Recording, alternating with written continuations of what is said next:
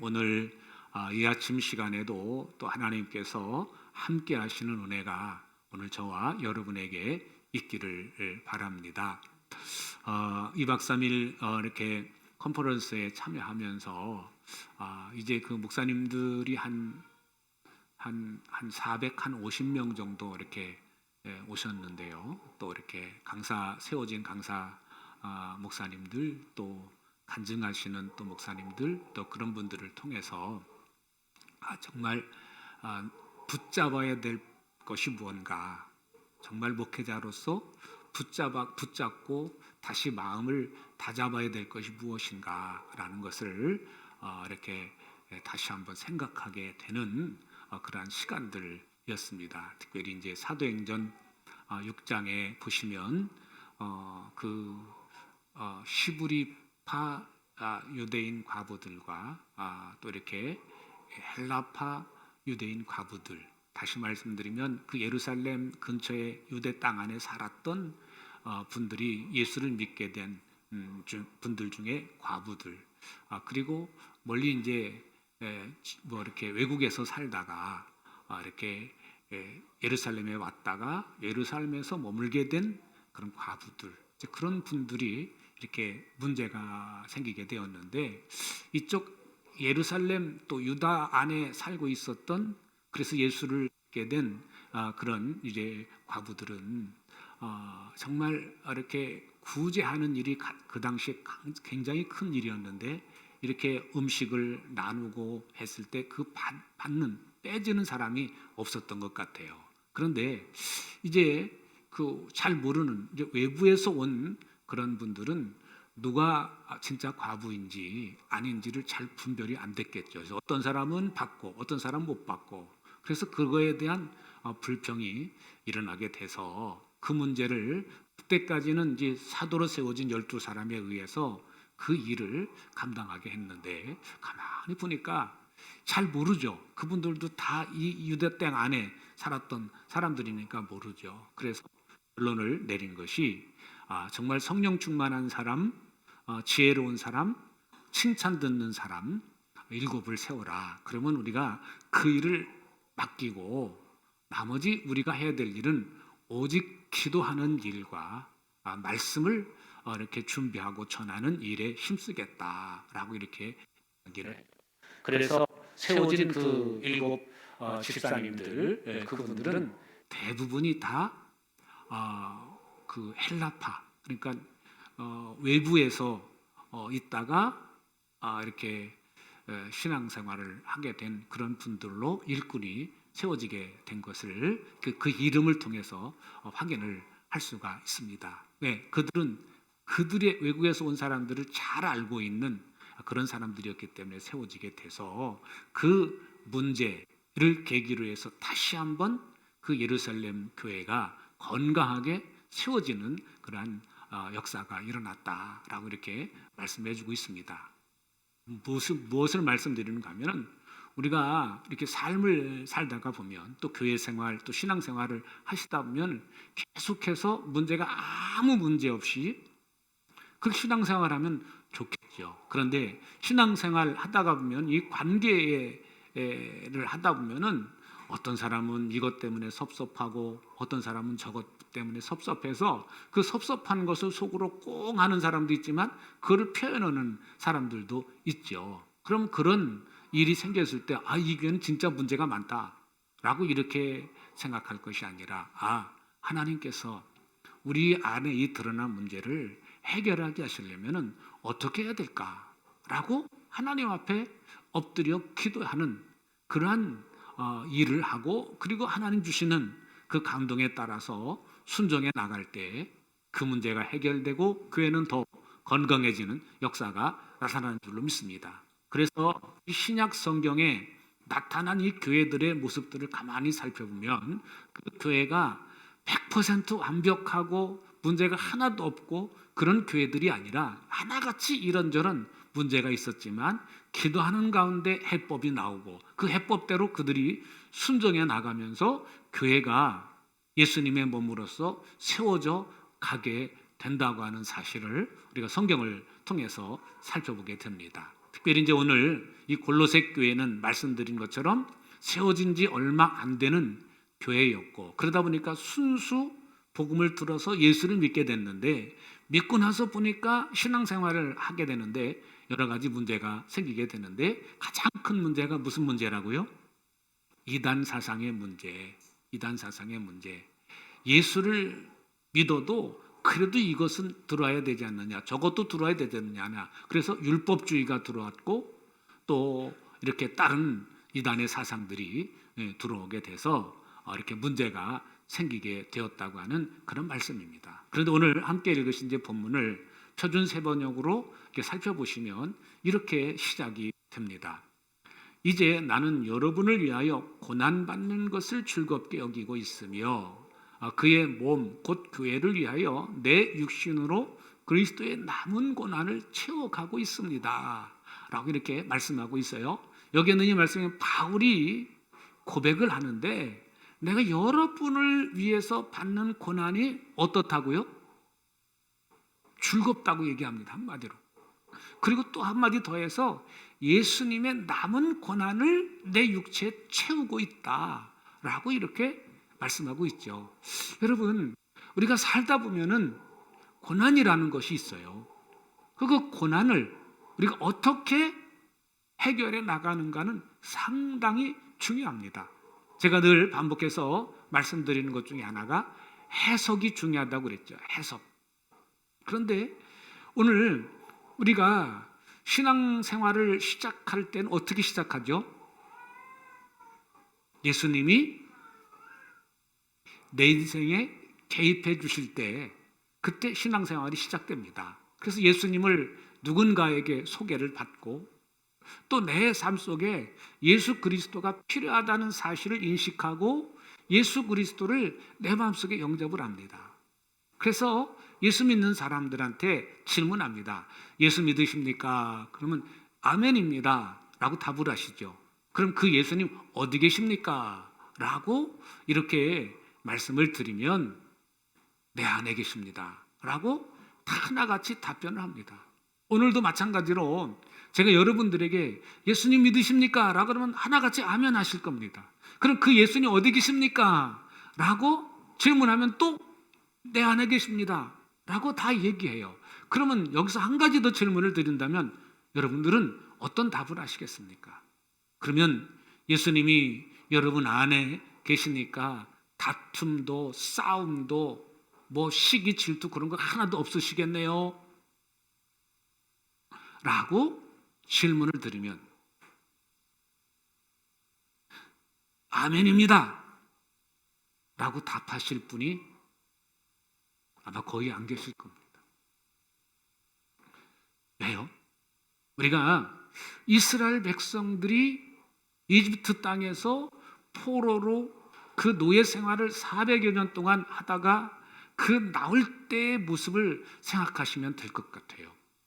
여러분, 예수 믿으면 구원받지 않습니까? 그런 것처럼 이스라엘 백성들이 그 노예 생활을 하다가 모세라고 하는 선지자를 통해서 이 이집트 땅에 10가지 재앙을 내리고 그 바로 왕으로부터 노임을 받죠. 그 노임을 받고 난 다음에 그들이 정말 신나가지고 하나님은 내 편이시다, 하나님은 우리와 함께 하신다, 그렇게 고백을 해요. 그리고 신나게 그 여행을 이제 그 하나님이 약속하신 땅을 향해서 한 걸음 한 걸음 여행을 시작을 합니다. 그런데 웬걸요? 홍해 바다라고 하는 큰 장벽을 만나고, 그리고 뒤에서는 그 이집트 군대가, 바로의 군대가 병거와 마병과 그리고 나머지 군대를 몰고 막 먼지바람을 일으키면서 그들을 추격을 하기 시작합니다. 뭘 만난 겁니까? 위기를 만난 거죠. 분명히 그들은 바로에게서 노임받고 구원받은 것이 확실한데 위기를 만나요. 그랬을 때 그들이 취한 행동 무엇이죠? 원망이었습니다. 불평이었어요. 그러다가 모세가 하나님 앞에 엎드렸더니 그 홍해를 가르시고 그 홍해를 건너게 하십니다. 그리고 그 추격하는 이집트 군대를 그 홍해 바다 가운데 다 수장을 시키세요. 그러고 나서 천짝 그들이 구원받았음을 실감을 하고 그 모세의 누이 미리암이 그 하나님께 찬송을 드렸을 때 그 여인들이 함께 합창을 하고 찬송을 하며 온 이스라엘이 우리가 진짜 구원받았구나, 이제는 우리는 하나님 백성이 맞구나, 그렇게 고백을 하지요. 근데 그 이후 그들의 삶이 어땠습니까? 계속해서 고난이라고 하는, 그 걷는데 물이 없어서 또 뭐가 없어서 늘 그런 것이, 그 부족함을 느껴질 때마다 그들이 취한 행동이 뭐죠? 원망, 불평, 시기, 질투였습니다. 그래서 그런 그 세대들, 그 출애굽에서 나온 그 당대 20세 이상의 세대들은 하나같이 광야에서 다 망했습니다. 다 쓰러졌습니다. 오늘 우리가 신앙생활을 시작하면서 우리가 예수 믿어요. 예수님 진짜 마음으로 영접했어요. 구원받았어요. 그러면은 구원받았으면 정말 우리의 고백대로 예수님 어디 계세요? 어디 계십니까, 예수님? 우리 안에 계신 거 맞죠? 우리 안에 계세요. 그런데 문제는 우리 삶 속에 이스라엘 백성들이 광야 생활 가운데 어려움이 왔을 때 계속 원망하고 불평했던 것처럼 우리는 구원받은 하나님의 자녀, 백성임에도 불구하고 요만한 어려움이 있을 때, 요만한 불편함이 있을 때 내 안에서 계속 끊임없이 불평, 원망이 식어지지 않습니다. 그 이유가 뭘까요? 그 이유가 뭘까요? 왜 우리가 기뻐하지 못하고, 오늘 이 바울은 그 고난이라고 하는 주님의 일을 맡아서 그 골로새 교회 성도들에게 복음을 전하고 계속 복음으로 무장시키는데 그 일꾼의 역할을 하는 게 쉬운 일이 아니죠. 계속해서 문제가 생기고 그 문제를 해결해야만 되는데, 근데 바울은 즐겁대요, 그 일이. 그리고 그리스도의 남은 고난을 내 몸에 채운다고 그렇게 고백을 해요. 그럼 우리와 이 바울과 차이가 뭐죠?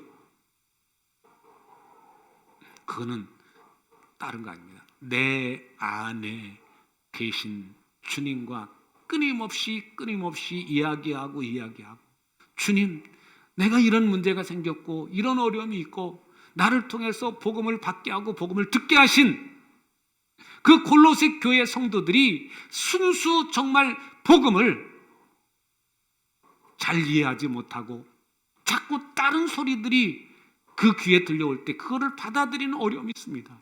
어떻게 해야 됩니까? 라고 하면서 계속 주님과 교통을 해감을 통해서 그 문제를 해결해 나가는 것을 볼 수 있습니다. 즉 남은 고난, 그리스도께서 십자가의 고난을 통해서 죽으시고 부활하신 그 사건은, 그거를 우리가 믿을 때 우리가 구원받은 하나님의 자녀가 되는 것은 그건 진리입니다. 바뀔 수가 없어요. 예수님께서 그 정말 하나님께로 가는 다리 역할을 해주신 것은 틀림없습니다. 놀라운 그러한 사건이죠. 사단이 그 사실을 알았더라면 아마 사단이 예수님을 십자가에 못 박지 않았을 것입니다. 그 비밀이죠. 예수님께서 하나님께로 가는 다리가 되어주셨다고 하는 것은 예수님이 십자가에 죽으시기 전까지는 비밀이었던 것입니다. 그래서 그 남은 고난, 이제 우리가 구원받았으면 우리가 구원받은 사람으로서 삶을 살아가야 되는데 그 삶을 살아가는 것이 쉽지만은 않은 것이죠. 그래서 그 삶을, 그 어려움을 기쁨으로 받아들일 수 있게 하시기 위해서 주님이 성령으로, 예수님의 영으로 우리 안에 들어와 계신 것인 줄로 믿습니다. 이 다음 절을 한번 보시겠습니다.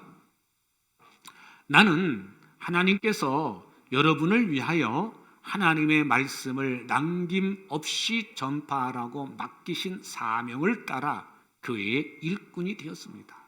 바울은 예수 그리스도를 만났을 때 그리고 큰 사명을 받습니다. 이방인을 위한 사도로 부르심을 받죠. 바울은 나에게 맡겨진 일이 어떤 일이라는 것을 분명히 알았어요. 확실히 알았습니다. 그래서 그 일 때문에 그가 최선을 다하고 충성하고 봉사하면서 그 일을 감당하려고 주님과 끊임없이 교통하고 또 교통했는 줄로 믿습니다. 오늘 우리가 신앙생활을 하면서 어떤 분은 성공적으로 하고 어떤 분들은 신앙생활을 오래 했는데도 불구하고 내가 잘 모르겠다.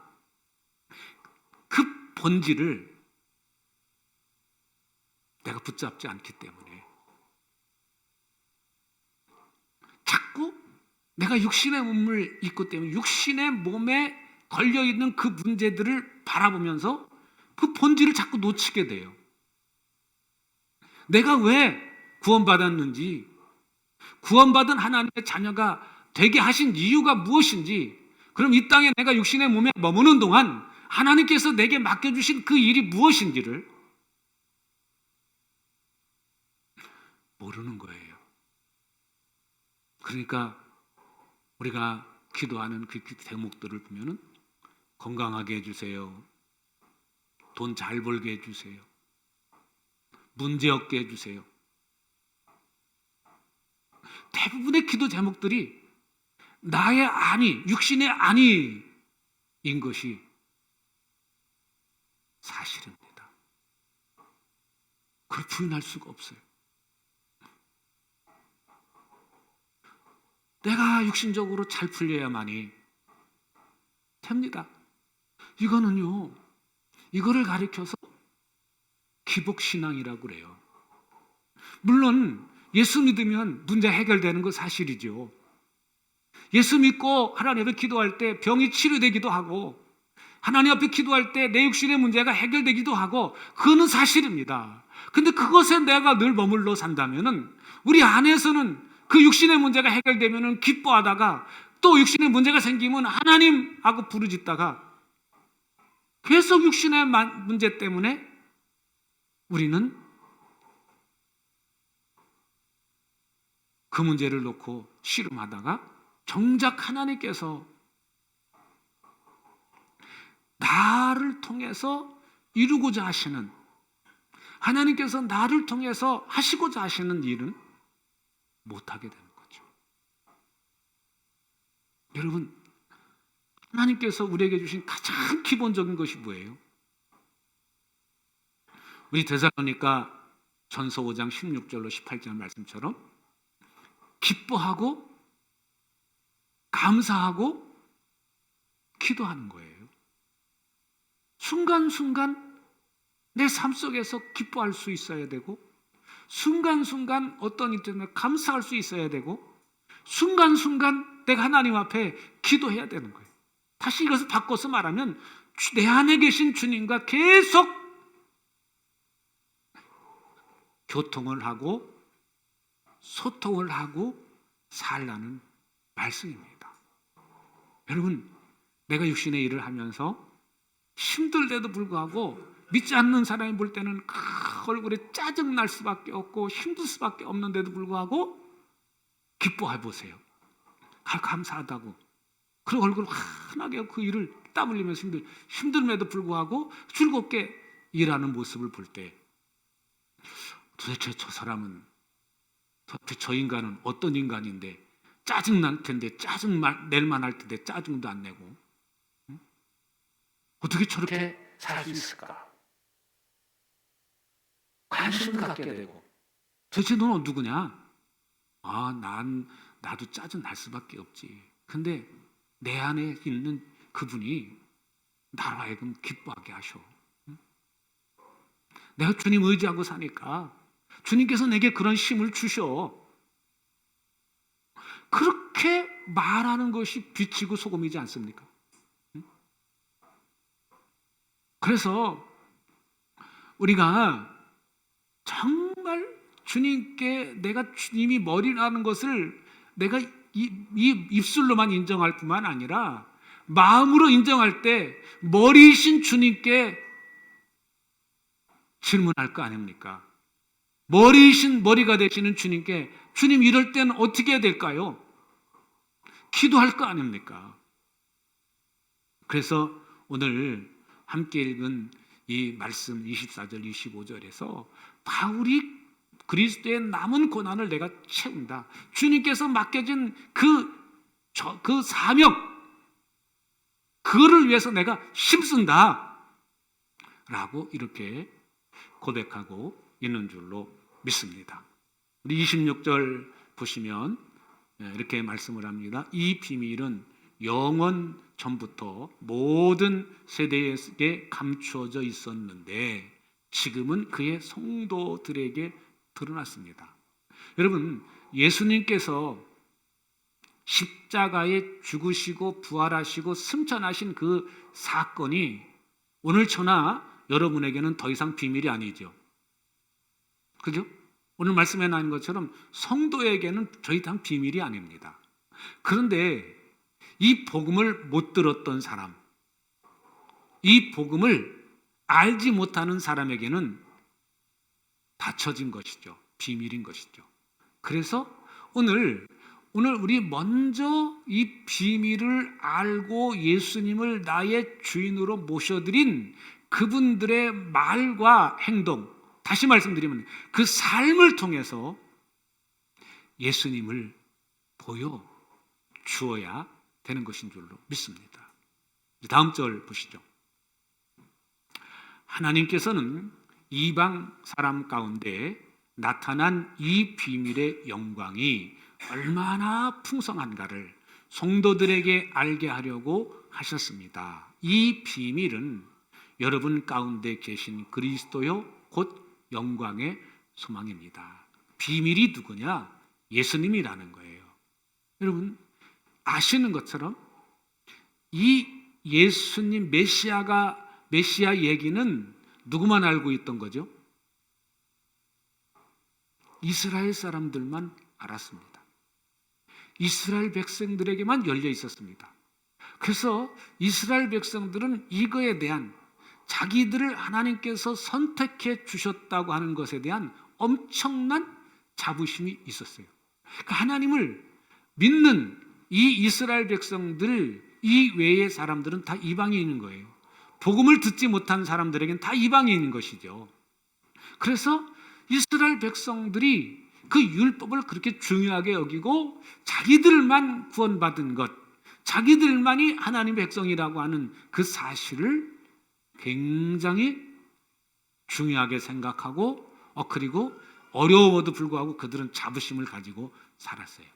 그런데 하나님께서는 예수님을 통해서 이 복음의 분이 이스라엘 백성들에게뿐만 아니라 복음을 듣지 못했던 모든 사람에게 열려 있다고 하는 사실을 하나님의 백성들을 통해서 알리시기를 원하신다는 것. 그래서 이 성경 시대에는 바울을 통해서 또 사도들을 통해서 또 바울을 통해서 복음을 받아들인 사람을 통해서 계속 복음이 증거되어졌고 결국 이 복음이 널리 퍼져서 우리 성경 우리가 이제 그 바울이 기록한 서신 말미를 보면 이런 내용들이 나오죠. 가이사집 사람들에게도 무난하라 라고 그런 말이 나오죠.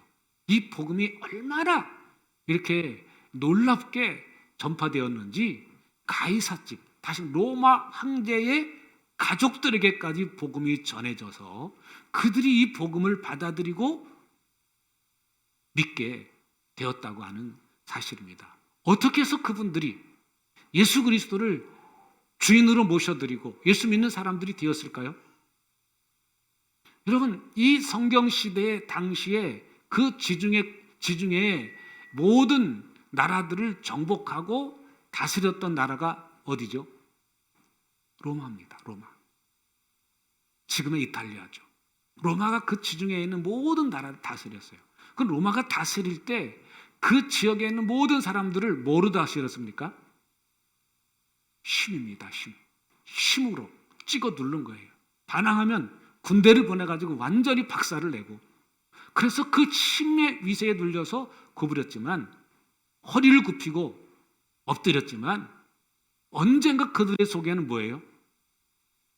자기들이 힘이 생기면 대항하고 반항하는 것이죠. 그런데 반대로 예수 그리스도는 가지고 있는 힘이 엄청났음에도 불구하고 그 힘을 사용하지 않았습니다. 예수님을 잡으러 그 산으로 왔을 때 베드로가 칼을 빼가지고 말구에 귀를 쳐서 끊었다고 그러지 않습니까? 그랬을 때 예수님이 하신 말씀이 뭐예요? 칼을 걷어라. 내가 지금도 원하기만 하면 내가 하늘의 천군 천사를 12군단도 더 되는 그 천군사를 내가 동원할 수 있는 힘이 없는 줄 아느냐?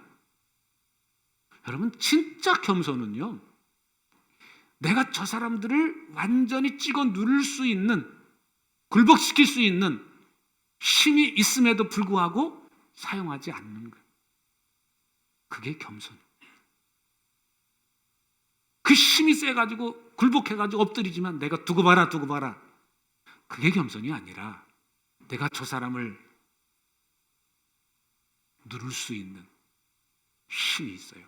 그 힘은 뭐 내가 육체의 힘도 이야기할 수 있지만 지식, 권력, 돈, 여러 가지 많은 것이 포함될 수 있죠. 그런 힘이 있음에도 불구하고 그 힘을 사용하지 않을 때 그게 바로 겸손이다 라고 이렇게 표현을 합니다. 그래서 가이사집 그 가족들이 지금으로 말하면 로열 패밀리 아닙니까? 그럼에도 불구하고 그들은 그 권력의 그 속성을 너무나도 잘 아니까 그 권력을 지키려고 또 뺏기지 않으려고 얼마나 많은 힘을 써야 되겠습니까? 그런데 이 복음을 받고 사는 사람들의 모습을 보니까 너무 고귀한 거예요. 너무 아름다워.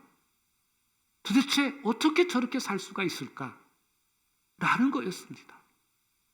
여러분, 우리가 신앙생활을 하면서 이런 모습들이 교회 안에서부터 우리 안에서 그런 것들이 일어나야 될 줄로 믿습니다. 어렵지 않은 거죠. 작은 것부터죠. 작은 것부터. 그것을 이뤄가야 될 줄로 믿습니다. 여러분, 그것이 뭘 통해서 보여져요? 우리의 육신의 삶의 모습을 통해서 보여지는 것이죠.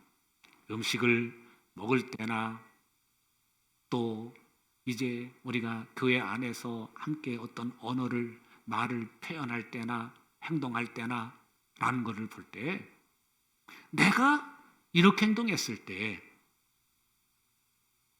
이것이 결국 내 주변 사람들한테 덕이 되느냐 안 되느냐, 주님이 기뻐하시는 일일까 라는 걸 생각하시면서 여러분들이 작은 행동 하나를 주님께 맡기고 주님의 은혜를 구하고 주님의 뜻을 구하는 것, 이게 우리부터, 내 안에서부터 자꾸 주님과 동행하는 그런 삶이 시작이 되는 것인 줄로 믿습니다. 우리는요, 살다가 보면요, 제가 그 2박 3일 가면서 느낀 게 있어요. 뭘 느꼈냐면요, 저는 평상시 밥을 먹을 때 아침 먹고 점심 먹고 저녁 먹고 삼식이에요.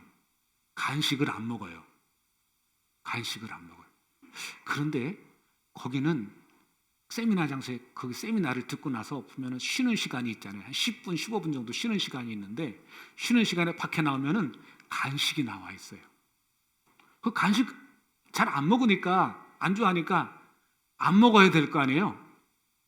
근데 거기 나온 거 보고요, 나도 모르게 손이 가서요, 그걸 또 먹고 있어요. 그럼 먹고 나면은 속이 불편하거든요. 왜 안 먹는 사람이 먹으면 불편할 수밖에 없어요. 이게 주는 거니까 이거 안 먹으면은 손해라고 생각하는 게 이 몸에 배어 있는 것 같아요. 집에 있으면 이거 저희 집사람이 가끔 이렇게 그 뭐 비스켓 같은 거 갖다 놓거든요. 한 달 돼도 잘 안 그대로 있어요. 먹으라고.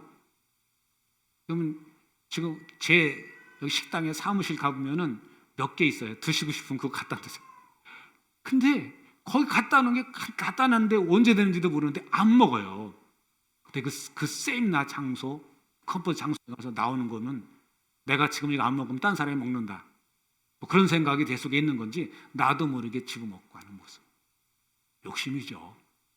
욕심. 챙겨가려고 하는 그 욕심. 그런 것들이 제 안에 있고 여러분 안에도 있으세요. 가려고 하는. 그래서 그런 것들 하나 정말 나한테 이게 필요한 것인가.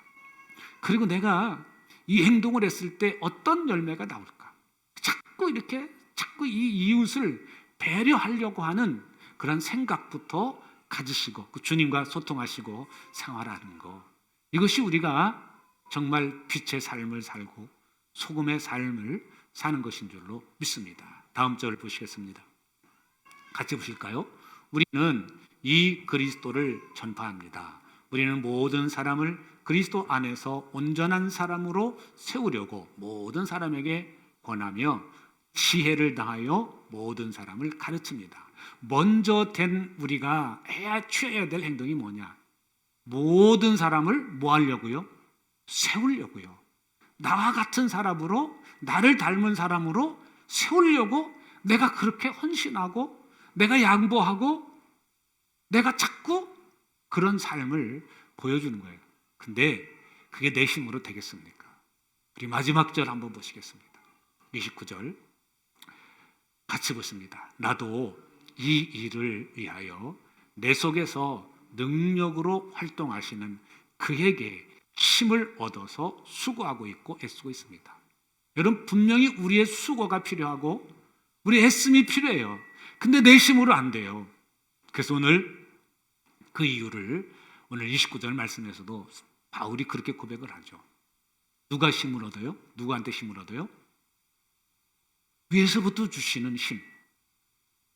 예수님 안에서 내가 교통하고 내 안에 계신 주님과 소통하다 보니까 주님께서 위로를 주시고 힘을 주시는 거예요. 여러분 주님의 일을 하시다가 보면은 때로는 지치기도 하고 낙심하기도 하고 내가 이렇게 애써서 수고하는데 왜 하나님이 날 이렇게 하실까? 내 환경을 왜 이렇게 만드실까? 라고 생각하실 수도 있어요. 많은 주님의 일을 열심히 하려고 하는 사람들에게 나타나는 그런 현상이기도 합니다. 예수전도단에서 일했던 어떤 자매님이 정말 열심히 막 일을 하는데 몸에 이상이 왔어요. 그래가지고 병원에 입원을 했는데 원망이 나오는 거예요. 하나님, 내가 정말 할 일이 이렇게 많은데 왜 내게 이런 환경을 주셨습니까? 하나님, 왜 그렇습니까? 라고 이렇게 막 그렇게 원망 섞인 기도를 했을 때 어떤 분이 찾아왔대요. 내 기도하는데 하나님께서 당신의 이름을 알려주면서 찾아가서 이 말 전해달라고 해서 왔습니다. 그래서 그 말이 바로 이제 오늘 함께 읽으셨던 29절 말씀이었습니다. 29절 말씀. 그래서 결국 힘을 위로부터 내가 힘을 줘야 되는 것이지. 그러니까 해야 될 일이 뭐라는 거예요? 오늘 우리가 해야 될 일은 끊임없이 내게 은혜를 부어주시고 내게 힘을 부어주시고 내게 지혜를 주시고 은혜를 주시는 주님을 자꾸 찾고 주님께 영광 돌리고 주님을 찬양 드리는 주님을 경배하는 그러한 일인 줄로 믿습니다. 오늘 여기 앉아 계신 또 오늘 온라인으로 참여하는 모든 분들 가운데 그런 은혜가 있으시기를 주의 이름으로 축원합니다.